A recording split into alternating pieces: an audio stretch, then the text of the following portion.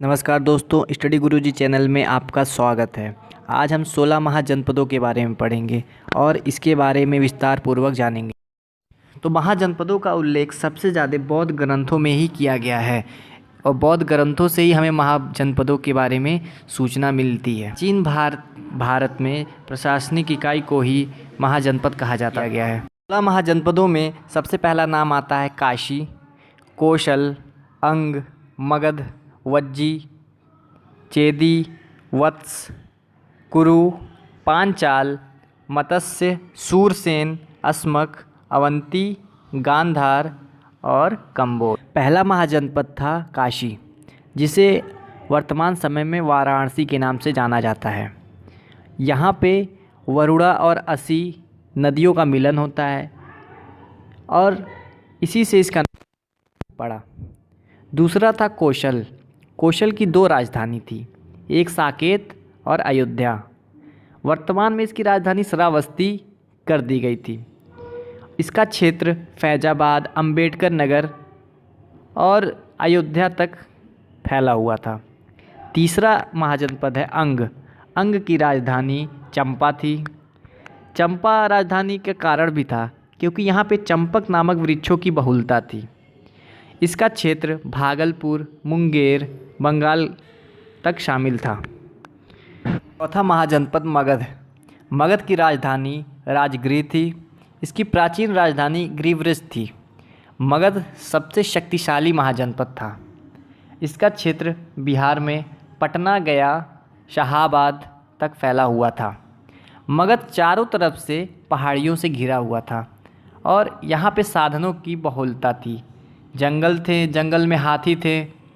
ये साधन संपन्न राज्य हुआ करता था। बिंबिसार ने ग्रीवरज को अपनी राजधानी बनाई थी। पांचवा था वज्जी। वज्जी इसकी राजधानी वैशाली थी। यह आधुनिक मुजफ्फरनगर तक विस्तृत था।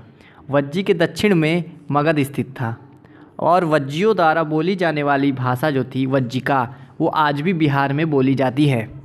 छठवां है मल्ल। वर्तमान देवरिया और गोरखपुर तक ये फैला हुआ है। इसकी दो शाखा थी, एक की राजधानी कुशीनारा यानी वर्तमान में कुशीनगर और दूसरे की राजधानी पावा यानी वर्तमान में पडरौना स्थित थी। सातवां चेदी, आधुनिक बुंदेलखंड। इसकी राजधानी शक्तिमती थी और यहाँ का राजा शिशुपाल था। आठवां महाजनपद था वत्स। वत्स की राजधानी कौशाम्बी थी। कौशाम्बी आधुनिक इलाहाबाद के नाम से भी जाना जाता है। कौशाम्बी इलाहाबाद से 48 किलोमीटर पर ही स्थित है और ये बांदा के आसपास तक फैला हुआ है। बुद्ध के समय यहाँ का शासक उदयन हुआ करता था। नौवां महाजनपद है कुरु। कुरु की राजधानी इंद्रप्रस्थ थी और कुरु को आज के समय में दिल्ली के नाम से जाना जाता है। इसके बाद है पांचाल। पांचाल का क्षेत्र यूपी के बरेली, मैनपुरी, बदायूं तक फैला हुआ है और बौद्ध ग्रंथों के अनुसार पांचाल दो भागों में बटा हुआ था, एक उत्तरी पांचाल और एक दक्षिणी पांचाल। उत्तरी पांचाल की राजधानी अहिच्छत्र थी और दक्षिणी पांचाल की राजधानी काम्पिल्य थी। 11वां महाजनपद है मत्स्य।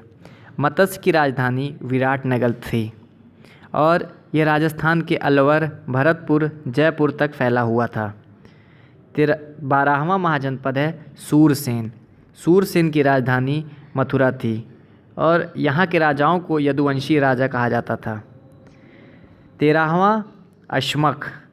अश्मक एक महाजनपद था जो विंध्य पर्वत के दक्षिण में स्थित था और इसकी राजधानी प्रतिष्ठानपुर थी, जिसे पैठान के नाम से भी जाना जाता है। 14वां महाजनपद है अवंती। अवंती मालवा और मध्य प्रदेश के बीच का भाग इसमें शामिल था। अवंती जनपद के दो भाग थे, एक उत्तरी अवंती और एक दक्षिणी अवंती। उत्तरी अवंती की राजधानी उज्जैनी और दक्षिणी अवंती की राजधानी माहिष्मती थी। 15वां महाजनपद है गांधार। गांधार वर्तमान में भारत के बाहर पाकिस्तान में स्थित है और इसकी राजधानी तक्षशिला थी। 16वां महाजनपद था काम्बोज। काम्बोज की राजधानी राजापुर थी और ये भारत के बाहर स्थित था। बात करने की ट्रिक है, अंशु अब मगध, अवंती, कुरुम का मत्स्य 5 गांव को चेक कराएगी। आ से अंशु, शाह से सूरसेन, आ से अस्मक, बा से वज्जी, मा से मगध, अवंती, कुरु, मा से मल्ल, का से काशी, मत्स्य, पाँच, पांचाल, गा से गांधार, वत्स, कौशल, चेदी और काम्बोज।